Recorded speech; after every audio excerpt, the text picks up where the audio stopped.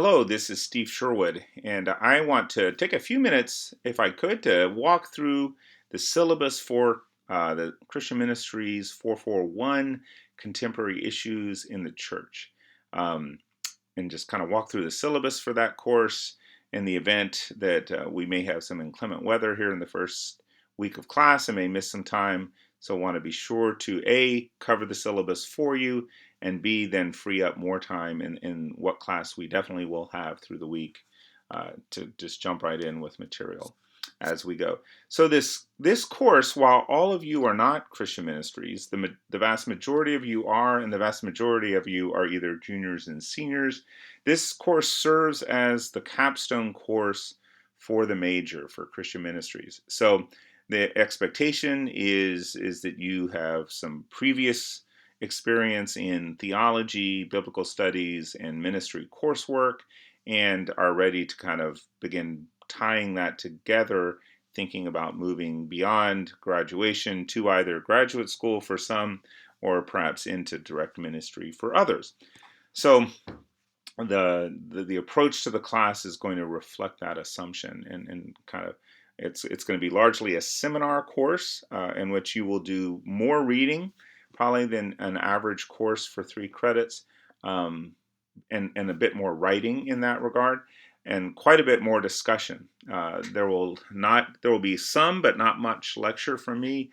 Primarily, we will be kind of bringing various topics to the table together, and then trying to work through them and from various different directions, and both in your writing and in your class participation. I'm going to make some comments in a moment as to how that class participation will then be graded and what will be expected of you in that regard. So, in terms of course objectives, one of the things we're going to be doing is we will be doing a little bit of kind of looking back at the evangelical movement in America. While all of us, I don't want to assume that every student taking this class comes from an evangelical Protestant background. The majority of us probably do, and certainly all of us have been heavily influenced by evangelicalism in the 20th century and early 21st century in America. Just by coming to Fox and spending time here, that's the milieu in which you have been. So we're going to talk a bit about the history of evangelicalism and how that shapes us, some of the strengths of that movement, as well as some of the challenges, some of the cracks that are perhaps appearing in the movement here as we're in the early years of the 21st century. So that's kind of the first learning objective. We're going to be looking at some cultural issues that are changing in Western civilization and how those impact the church and impact evangelicalism particularly. And then we're going to look at issues that, I'm trying to figure out how to phrase this, basically that either are new and new challenges that perhaps Christians have not had to face before. For various reasons, they were not germane. Changes in science, changes in psychology, cultural changes. Like, how does the digital age impact Christianity? Well, in the 1800s, people didn't really need to worry about that, but now we do. And how will we talk about that? But also, we're going to look at issues that have been persistent and difficult over time. So, by nature, calling these kind of issues or problems or challenges facing the church implies that they have not been simple. Implies that good, faithful Christians trying to faithfully follow the leading of the Holy Spirit and the teaching of Scripture have disagreed on various issues. So because of that, we will this will not be a course where we will move to a new topic and I will say, well, here is the clear, obvious Christian answer. Here's the evangelical Christian response to this issue or that issue. By nature, it's going to be one issue after another that has sort of defied simple answers in that regard, that Christians have disagreed, and sometimes quite bitterly, sometimes quite painfully over, and we'll talk about that. We'll talk about the history of those discussions and divisiveness at times, but also hopefully trying to push forward towards future possibilities. One of the things that I bring to this course is a conviction, couple convictions. One, that the world needs the church, that the church is not an option for the world, that God has chosen the church to be God's instrument in the world, and that it needs to survive and thrive into the future. And to that end, that you are that future, that by and large, my generation and folks older than me have contributed some things, but these are issues that we have not been able to figure out well, that we have not been able to figure out in ways that we can live and worship and fellowship together in agreement or disagreement over. And that if the church is going to have a constructive response to these issues, it's likely to come from people more your age than mine. Okay, so that is another reason why I'm going to be very hesitant to offer answers in any kind of real way, and try to push you to developing a vision for how you think you might speak into the future of Christianity, the future of the church, in ways that could transcend some of the divisiveness and challenges that have kind of characterized the last millennia, a couple of millennia on the one hand, and certainly the last decades with some of these issues on the other. So, with that said, here are the four texts that we will be reading for the course, kind of listed in order of their authorship rather than the order in which we'll be reading them. So the first is by Scott Bader Say, Following Jesus in a Culture of Fear. Written actually a number of years ago during the first, kind of in response to 9/11 and during the first Iraq War, but I think particularly germane also to some of our political climate now. What does it mean to boldly follow Jesus when things culturally around us seem to call us to be fearful of others, fearful of the world, and Christ calls us not to fear?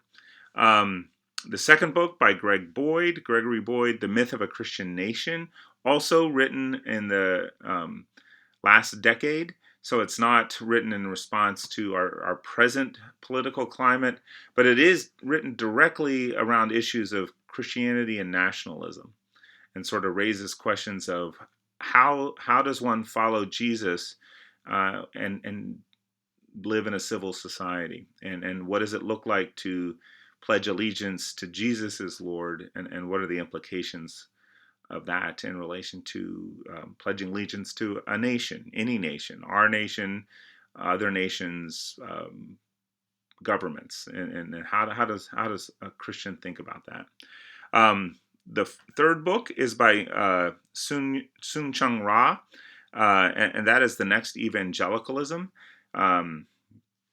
Ra is a Korean theologian and scholar who writes extensively about evangelicalism in the 21st century, and particularly in kind of the browning of Christianity around the world, and what are ways in which the evangelical movement really grew out of a particularly kind of white American expression of Christianity, and how does evangelicalism respond to that? What are ways in which it needs to consider the increasingly multi-ethnic nature of Christianity around the world?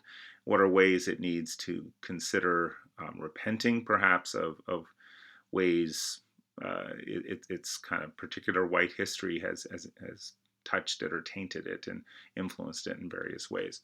So that'll be the third text. And the fourth will be The Bible Made Impossible by Christian Smith, which is a book just about biblical interpretation. How do we think the Bible works? Particularly coming at certain views of inerrancy, and asking questions about how workable and viable those views are or are not. And if they are not, what are other ways to robustly hold to the inspiration of Scripture while moving beyond what he is going to term this idea of biblicism. So these are books, my guess, of which one or more of them may be challenging to us all in the class. They may present ideas that you passionately agree with at times, as well as very passionately disagree with at others. And that's all right. As I said, like these are not meant to be definitive texts that will answer all your questions or provide a roadmap. You must think this and you must respond in this way. But I think they all get at very serious and important issues touching the church in one way or another. The course is not going to be limited to those texts, however. I will be giving you articles and shorter readings at various points. We will also be bringing up other topics, some of which may just appear as the semester moves along. This is, course is taking place in the spring of 2020. We're in an election year. Our current president is under impeachment. Late in last semester, a major Christian publication published an article calling for his removal from office, and immediately other Christian publications, other Christian entities rebuked that call and argued passionately against it. If this course had been last fall, that wouldn't have been in the syllabus, and yet by November, that would have been an issue we would have needed to deal with in class. So in some respects, some of the topics may just come as in real time, may come as situations in world events and in Christianity appear. But we will certainly be looking at questions of sexuality throughout the course, questions of gender and power in the church, leadership in the church, as well as those kind of enumerated in the text and others beyond that. So how the grading for the course will break down. Most of the assignments will be 15%. One assignment will be 10%. So at 15%, you will be doing, with all of these texts, we will be kind of moving through them sequentially, and you'll be reading one book at a time, and you'll have assigned reading each week. Essentially, we will take about 3 weeks to work through each book. So each week you're responsible for a third of that week's text. And it's outlined on Foxtail what chapters you're to read. So you will turn in notes or kind of summary notes of each week's reading on the first class session of the week. Those are just bullet pointed notes. I'm not asking you to comment or interpret or ask questions. I just want you to summarize the key points from each chapter in a number of bullet points. And those can be complete sentences or 3 or 4 words if they adequately can tell me that you have done the reading. They don't need to be more than that. My hope would be that each week's summary would maybe be 2 pages long of just bullet points. And kind of chapter 1, bam, bam, bam. Here's 10, 12 bullet points. Chapter 2, here's 8. Chapter 3, here's 10 or whatever. And then that's it. And you'll just post those on Foxtail. That's 15% of your grade. Moves through. For each text, you will write a response paper, which we will discuss more in class as we approach the first one.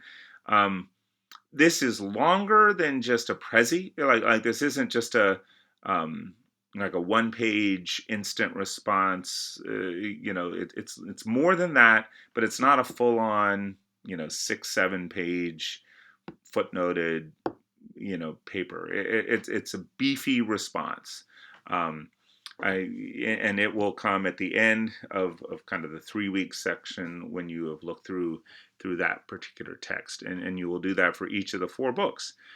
Those will be we'll talk in class about what I'm expecting from those. But again, keeping in mind, this is a senior capstone course for the Christian Ministries major. So I'm not going to be grading particularly for writing style, but I'm looking for some upper division level engagement with the ideas, right? Like this is not sophomoric. I really like this. He was boring to me. That will not cut it. Like I really want you to kind of jump into the meat of the various authors' arguments and engage them well. and engage them deeply. Again, you don't have to agree with them, but you need to engage with respect, with depth, with support for your arguments, pro or con, and to do that well. And each of those four, so there's four of those, so each will be worth 15%. Finally, in April, you will pick a particular topic, either one that we have covered that you want to go into greater depth with, or a topic that we have not covered or barely skimmed over that you want to do some research on. And you will write a paper for that you will use, provide sources for, and a bibliography for future research, right? If you were drawing up a syllabus for future iterations of this course, and I wanted to include this topic, what are 5, 6, 8 texts or articles or books that would really be essential to Christians wrestling with this particular idea? And again, you will kind of work with me to come up with ideas. I will ask you to submit beforehand some proposals for the topics that you want to look at. But then, but for the most part, I anticipate, approving most of the ideas that you would have. So it needs to be something that you have some passion for, that you really care deeply about and want to explore. And then that'll be worth 15%. And that'll kind of be there at the end of the semester. We will not have a written final exam because this is sort of a seminar class. We will meet during finals week to continue kind of talking through various issues. But it's going to be more of a paper-driven course and a discussion-driven course. And to that end, 10% of your grade will be the quality of your participation and engagement. Okay, so that is going to come from primarily two fronts, or three really. One is, do you come to class? So being present, regularly in class is going to drive quite a fair bit of that grade. The respect, or let's just leave it at respect. Kind of the quality of how you interact with one another and with me is going to contribute to that. Again, you are very free, and I hope you will kind of disagree with me, disagree with text, disagree with each other. But this is not a place to cancel one another. This is not a place to kind of shout one another down. And to be dismissive and to say, how could any moral person think this, or how could any Christian think that? You will lose massive points if you do that. Like I really want us to respect one another, even when we're disagreeing with one another and talking with one another about hard and challenging things.